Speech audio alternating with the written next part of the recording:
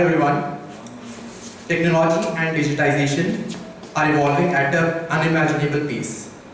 My sister, who is 6 years younger than me, did her 10th standard last year. And she studied almost the same syllabus which I studied when I was in 10th standard. Which means that in 6 years, there was no major improvement in the education sector. We're talking about technology. I started using smartphone and internet when I got into college in my first year. And my sister is using them from 8th standard. Technology was different 6 years back. 10 years back, it was even different. Just 20 years back from now, in 2003, Nokia 1100 phone was launched, and at that time, even that was a luxury. And it has not been more than 27 years since internet became public, and today it is a very vital part of our everyday life. So technology and internet are evolving at a very good rate, but are we also evolving with that? The answer is, though we are, but some people who are resistant to the rapid change are not. And majority of the people who fall in this category belong to the senior citizens. This is not particularly in India, it is worldwide, and this phenomenon is known as the digital divide. But what is the reason that this digital divide is taking place? There are a few reasons for that. First is the mindset. Senior people often believe that they are too senior to learn the new stuff. There is also fear because they feel that they might lose their savings and they might fall a victim to a fraud. And I have seen these situations in my real life as well. I had a great grandfather who lived till 100 years.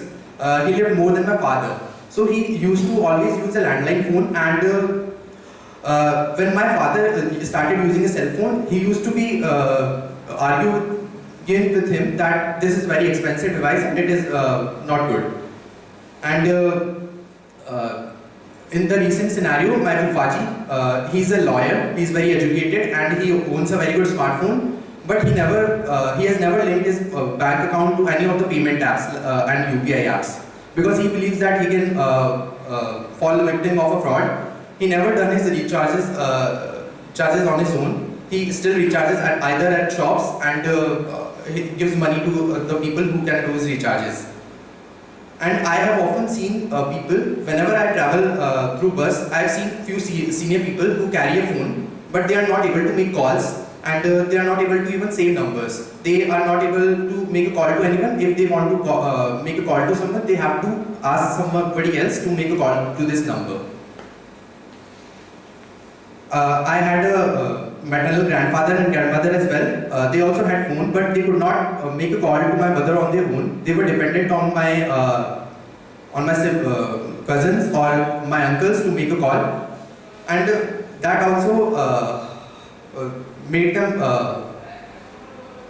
in the situation where they were not free and they were dependent on someone else to do this stuff.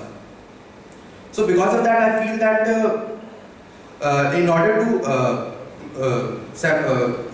order to mitigate this divide, we need to take some measures and help our elders to learn the technology. And there is a problem with that as well. We youngsters are also not able to willing to teach our elders, because me and my sister have been using smartphone from quite a long time, but my mother did not know how to use WhatsApp and video calls. She was able to make calls, but she could not use WhatsApp and video calls. So when last year when I got a job, I gifted a smartphone to my mom, and she was scolding me that she was happy with the feature phone, but I made a useless expenditure. After that, because I gifted her, it was my responsibility to teach her WhatsApp and video calls. And after a few hard work and teaching her again and again, she now got used to WhatsApp. Though there is a drawback that she is very fond of now the good morning messages and WhatsApp statuses now. But still now, she is able to make video calls, and whenever she needs to send a picture or send some document to anywhere, she is able to do that now. So I believe that we can take we can make an initiative, and if I get the chance to do that, I would definitely like to contribute to this underrated service, because there are also many frauds going on, because some people who are not aware of the complete digitization, they start using them, and if they are not well literate enough for that, they might suffer as a victim of that. I've seen many cases in the newspaper and all, where some people who have retired lose their lifetime of savings because of some scams.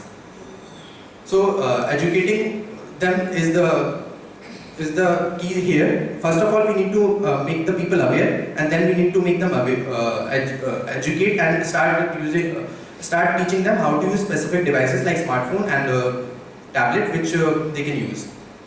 Thank you so much.